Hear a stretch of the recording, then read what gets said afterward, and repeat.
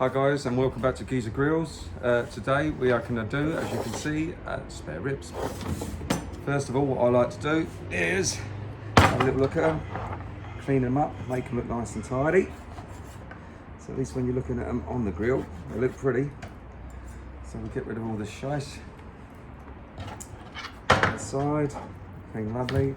And then after that, what we're going to do is we are going to pat these dry and pull off the membrane. There's some people that like to cook with the membrane, there's some people that like to cook without the membrane. Me, personally, I'm a without. I don't understand the point of chewing on something like that, doesn't make much sense to me, but each to their own. As I say, for me, it's no membrane. Let's get rid of that. Let's get rid of that. The easiest way I find to get rid of this membrane, quite simply, put a standard knife underneath in the middle and get your knife underneath, he says, and up she goes. And give her a little tug. Once you can get your finger to it, work your way all the way along. There we go. Take that membrane away. I don't want to eat that. Look at that, perfect. Some people use a paper towel, some people do it one way, some people do it the other. All I'm saying is, there goes the membrane. Got a little bit left on this end here. And nearly there. Once this membrane is actually off, there ain't really a lot else you've got to do. You say, like I say, I like to trim up the ends, just to make them look pretty. But there ain't really a lot else other than that to do. There we go. Now I'm doing two flavours today. We are doing a flavour called Memphis, which I actually got the recipe from a book called Meathead, and I would highly advise anyone who's interested in getting into this style of cooking is to read that book cover to cover, because I'm not gonna lie to you, that fella knows what he's talking about. I can put a link down in the description to see where to find it, but yeah, definitely well worth getting. There's one set all ready to go. No membrane, clean as a whistle. And what we're going to do is exactly the same with the other set.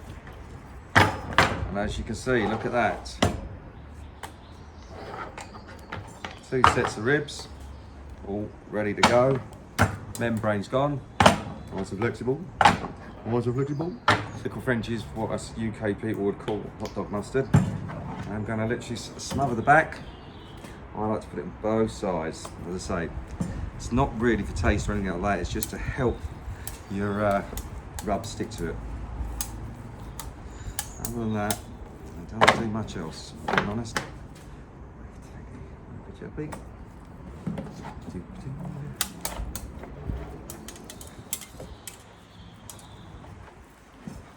As you can see, completely covered, front and back.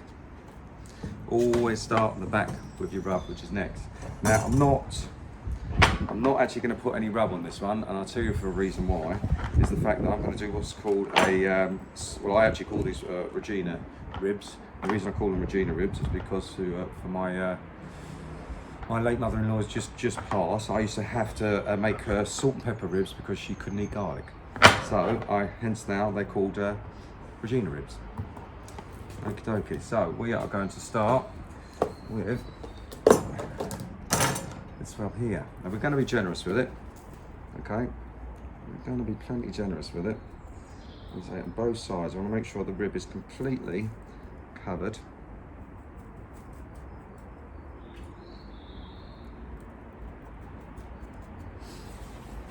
And all you're going to do is pat. As I say, I will put a link down for the recipe of this rub. It's very straightforward, and courtesy of the book, Meathead. I've used this hundreds of times, and it's bloody lovely.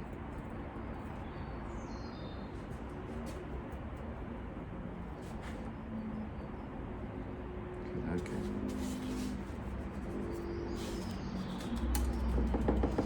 So good one. That is rack number one. There's a 50-50 salt and pepper for these ribs, and that is all it's going to be. But I guarantee you, you'll be pleasantly surprised at how these taste.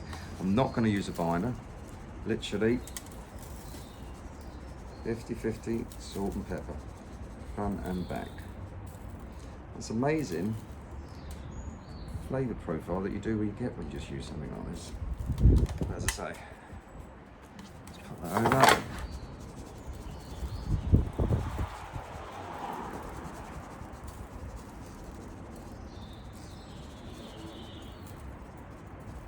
And that is literally it. Now, as I said to you before, guys, I do like to marinate. So what I'm going to do is I'm going to leave these in overnight, and tomorrow we're going to whack these on, and Bob's your fanny, fanny's your arm. Okay. Morning, guys. Welcome back to Geezer Grills. It's about 11 o'clock this morning. What we've done, we've set ourselves up for a temperature of 250. It's a smoking temperature. We're going to be using the slow roller, and we're going to be cooking these ribs for 3 hours in total. First of all, we're going to put them on for 45 minutes. Then we're going to come back, we're going to turn them over, and then we're going to put them on for another 45 minutes. And then we're going to wrap them with some butter and some maple syrup. So first things first, let's get these on. What I'm also going to do, guys, is I am going to throw a little bit of smoking wood in there. Just a couple of blocks. That's a little bit of hickory. Chuck that in there. That's hot. That is hot. Essential piece of kit, these gloves. I'm not going to lie to you. They've saved my pinkies on numerous occasions. Even these grills are bloody hot. And that's purely from a cleanliness point of view. Is I put down a tray, just down here, tin foil. It just catches all the crap from the ribs as they start to get hot. Juices start to come out and all that sort of stuff. Just makes life a little bit easier when it comes to the cleaning process. And now what we're going to do is we are going to stick these ribs on.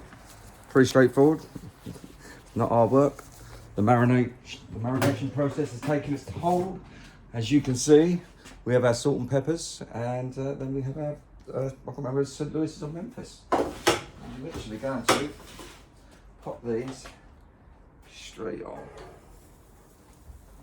1, 2. I'm going to set an alarm for 45 minutes. I'm going to come back, I'm going to flip them. Right, guys, welcome back. It is officially the 45-minute mark. As you can see, they're starting to look like we're getting a bit of colour on these bad boys. They've been smoking away. And all we're going to do at the 45-minute mark is we are just going to simply flip them over. Then we're going to set an alarm for another 45 minutes, and away they go again. We'll see you in another 45. Right, guys, welcome back. Well, the alarm has gone off for our second batch of 45 minutes, and as you can see, them ribs are starting to look bloody amazing. Let's get these bad boys over to you guys. What we're going to do now is we are, close that back down there, we are going to get ourselves set up for a wrap, okay? And what that entails is we are going to use some butter, which I like to put in lines like this. Fine. We've got 2 wraps here, obviously for 2 sets of ribs. A bit there.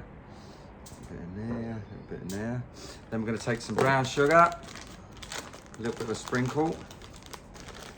All right. This is just going to add some sweetness. Oh, and all this will caramelise around those ribs. It is going to be beautiful, literally beautiful. As much as little as you want. Personally, I do like a bit of brown sugar. All right. There we go. Happy days, happy days. Then, to top that off, what we're going to do is we're going to use a bit of maple syrup. Okay? Just give a generous reasonable bow. We're going to lay these ribs face down on them, so they are going to get all the flavour straight away. All right? All that little lot's going to caramelise. Then everything that we're going to do is the set of ribs that's got this seasoning on. I'm just going to add a little bit of a sprinkle more. For the Regina ribs, I'm not going to, because obviously that's just the salt and pepper. But a little bit extra in here. Make sure I get these around the right way. Otherwise we're all fucking trouble, won't we? Pop that over there. Right, let us start with these bad boys. Okay, so we're going to lay these face down so they're sitting on top of the butter, just like that. The butter's going to start to melt. You can see what I'm saying here. Everything's going to start to caramelise. And these are the Regina ribs. I mean, look at those. Look at those. Oh, I literally can't wait We're going to pop those on top, squeeze that in there. Then I've used 2 sheets of tin foil. It is worth it because you can see where we're starting to get the pull back on the bones. They are sharp. All right, so you might want to just take your time, wrap these bad boys up, nice and tight. Lovely.